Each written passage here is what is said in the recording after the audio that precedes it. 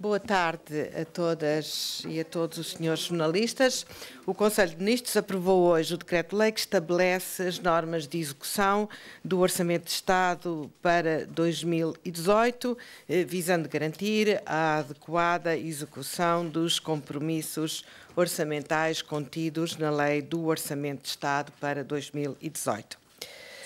Foi também aprovado o Decreto-Lei que estabelece o regime de integração dos trabalhadores da administração pública que prestam serviço nos programas operacionais, nos organismos intermédios e no órgão de coordenação dos fundos europeus, dando deste modo cumprimento, mais uma vez, a uma das prioridades em matéria de combate à precariedade laboral, definindo os termos em que estes trabalhadores passam a integrar as estruturas gestoras dos fundos europeus com contrato de trabalho por tempo indeterminado. Foram aprovados também 2 decretos-lei que procedem à reformulação da orgânica do Instituto de Camões, no sentido de permitir o cumprimento das suas funções, nomeadamente em matéria de cooperação delegada. Foi também aprovado uma resolução que autoriza a criação do Centro para a Defesa do Atlântico na Ilha Terceira, nos Açores, focando-se no domínio da segurança marítima, mas igualmente com alcance nos domínios terrestres, aéreo e de ciberdefesa. Foi ainda aprovada, hoje que é o Dia Mundial da Propriedade Intelectual, a proposta de lei que autoriza o Governo a aprovar um novo Código de Propriedade Industrial, transpondo 2 diretivas europeias e simplificando alguns dos procedimentos em matéria de registro de patentes e, nomeadamente, do registro de marcas. Finalmente foi aprovado um conjunto de 7 diplomas que visam facilitar o acesso à habitação e eu vou pedir, para não me repetir, e dado o adiantado na hora, vou pedir ao Sr. Ministro do Ambiente que explique o que são estes 7 diplomas. Muito obrigada. Sr. Ministro, muito obrigado também pelo vosso tempo para nos ouvir. Dizer que, de facto, hoje, no seguimento daquilo que foi o compromisso do Sr. Primeiro-Ministro, de nesta segunda metade da legislatura, dar uma particular relevância àquela que é a política de habitação, política essa que os anteriores governos não tiveram e onde pecaram por omissão, foi hoje então aprovada uma estratégia para a habitação pensada nas pessoas e não nas casas, onde há aqui um novo olhar. Por um lado, tal como no passado não recente, a preocupação com os mais carenciados, depois do inquérito que foi feito e que determinou, identificou a existência de 26 mil famílias em carência habitacional e, portanto, para esse é então aprovado o programa Primeiro Direito. Programa esse que, tal como o Sr. Primeiro-Ministro anunciou também na segunda-feira passada, pretende que se possam comemorar os 50 anos de Abril já sem famílias carenciadas em Portugal, ou seja, durante os próximos 7 anos iremos investir para que as carências habitacionais em Portugal sejam muito minimizadas através de um conjunto de apoios que serão dados a partir de programas que são definidos em cada município e onde claramente se privilegia do ponto de vista do apoio, pode ir até 60% a fundo perdido, os investimentos que forem feitos para arrendamento em reabilitação de imóveis em detrimento da construção para aquisição como foi feita no passado. Há também aqui um segundo olhar que vai muito para além das famílias carenciadas e que se destina a todos quantos estão em falha de mercado. Isto é, todos quantos, não tendo propriamente rendimentos baixos, não conseguem encontrar, apesar disso, uma habitação.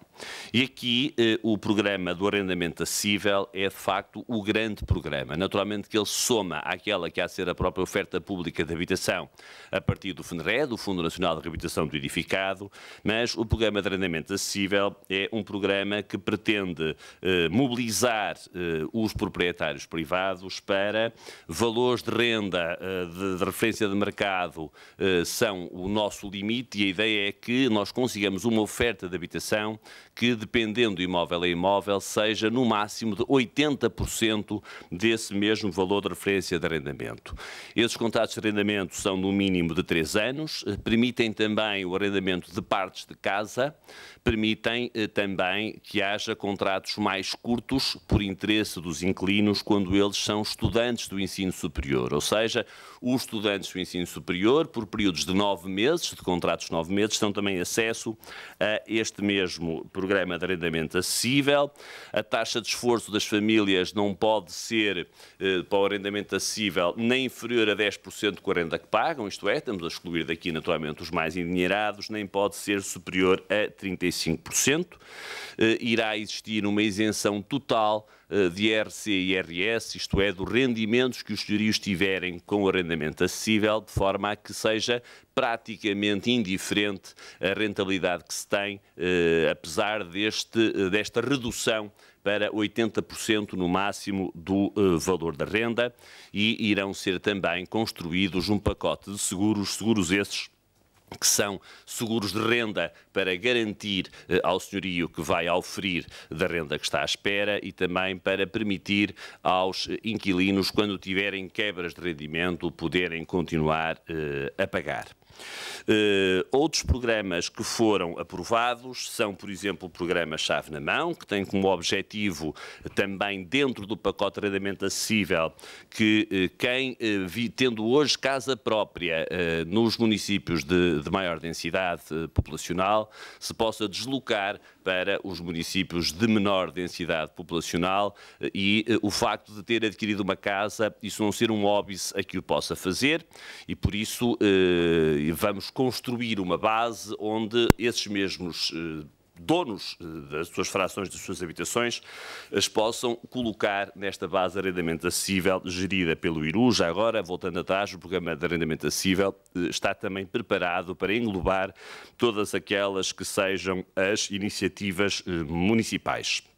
Porque queremos promover o arrendamento de longa duração, ficou claro também a redução muito expressiva das taxas autónomas ou taxas liberatórias, como é mais comum chamarem-se, de IRS para o arrendamento que vai acima de 10 anos. Hoje a taxa autónoma é de 28%, os contratos que forem feitos entre 10 e 20 anos pagarão apenas 14% de IRS e mais de 20 anos, serão naturalmente menos os casos, pagarão apenas 10% de IRS. A concluir nesta apresentação, dizer também que há um foco muito importante das coisas que foram hoje aprovadas em Conselho de Ministros, e que fique claro, o primeiro direito é um diploma do Governo. Boa parte das outras que vos falei e falarei são propostas de lei a fazer à Assembleia da República, que têm a ver com proteger aqueles que são os inquilinos que estão numa posição mais frágil.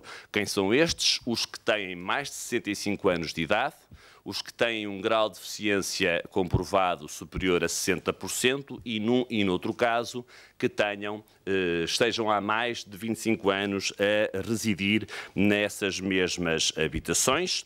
E, para estes casos, aquilo que acontece é que, para os contratos que foram posteriores a 1990 e que já foram contratos que foram assinados com liberdade de fixação do preço dessa mesma renda, só são permitidos aumentos ordinários. Para aqueles que foram celebrados antes de 1990, ou para os senhorios, para os inquilinos com mais de 65 anos, que entretanto aderiram ao NRAU e que às vezes o fizeram simplesmente por omissão, porque não contestaram a carta que receberam. Para estes casos é permitido ainda um aumento extraordinário de renda, que não pode ser superior a 1/15 do valor patrimonial do edifício, e quando o rendimento dos inquilinos não for bastante para pagar a renda, naturalmente que existirá um subsídio de renda. Uma última alteração que também está aqui proposta tem a ver com as obras e as obras como razão para que se fazia cessar os contratos de arrendamento. Até aqui, bastava que essas obras tivessem um valor de 15% do valor patrimonial. Se nós pensarmos no Centro Histórico de Lisboa do Porto, em edifícios antigos que nunca tiveram obras, 15% do valor patrimonial é muito pequeno. Sem caricaturar, pode ser simplesmente uma cozinha nova.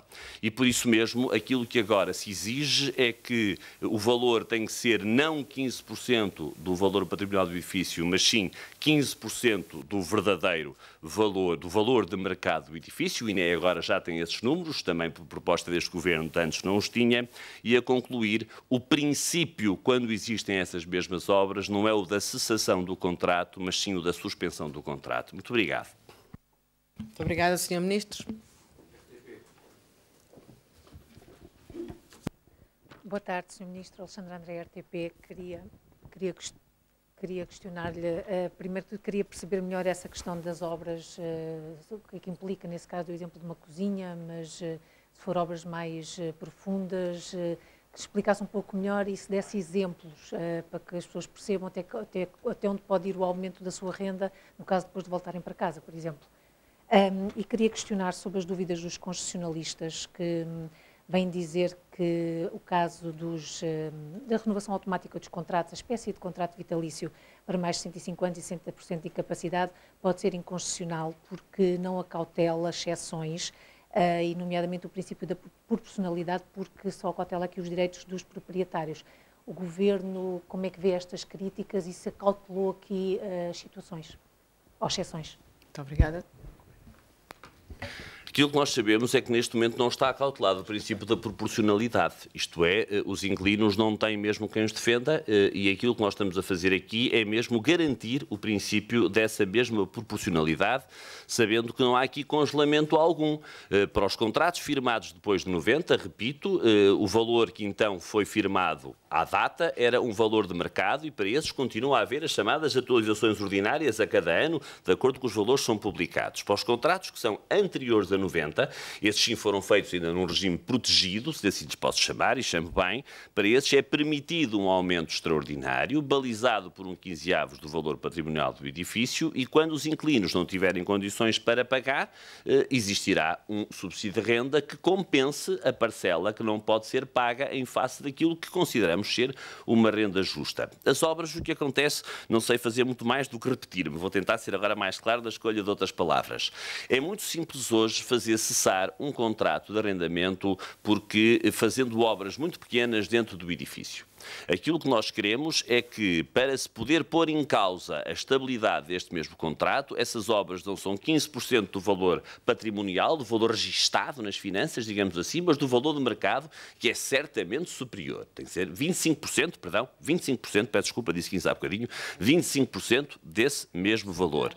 E agora, o pressuposto é, se eu vou fazer essas obras, cesso o contrato. Passa a ser de outra forma, se eu vou fazer essas obras, suspendo o contrato, tendo que naturalmente realojar por um período mínimo de 3 anos os inquilinos que tenho, que com certeza continuarão ou não a pagar a renda de acordo com aquilo que for combinado na altura, e é esse o princípio, é o princípio da suspensão e não do acabar com o contrato. Existe uma exceção? Existe. Existe a exceção que passa por as obras serem para fazer coisa completamente diferente daquilo que existe no edifício. Agora, o que não faz sentido é haver um edifício antigo com T2 e T3, onde passadas as obras continuam a existir aí T2 e T3 e não é dada a garantia a quem lá morava que lá vai continuar a morar. Se não houver qualquer relação entre aquilo que vai ser o edifício pós a obra, pode mudar de ramo, naturalmente que aí não é possível garantir a suspensão dos contratos, mas sabemos bem que esses casos são casos muito remotos. Joana Navarro, boa tarde, Sr. Ministro. Acabei por não perceber se há essa preocupação por parte do Governo em relação a uma possível declaração de inconstitucionalidade desta questão como foi chamado hoje na imprensa, do arrendamento vitalício para os inquilinos com mais de 65 anos ou com incapacidade superior a 60%. E tenho várias questões sobre o Decreto-Lei de Execução Orçamental que espero que a Sra. Ministra me consiga responder. A primeira é a mais lógica, é porque o atraso, uma vez que o diploma devia ter sido aprovado até ao final de fevereiro. Eu sei que o prazo não tem sido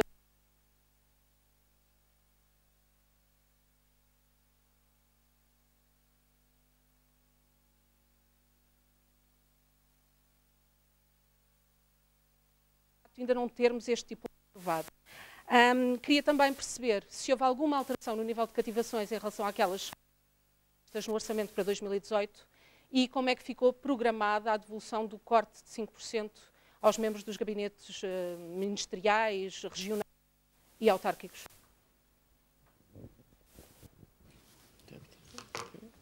Eu vou responder primeiro e se não levam a mal, depois vou ter que sair porque não tenho mesmo mais oportunidade, tenho uma reunião imperdível e já estou muito atrasado.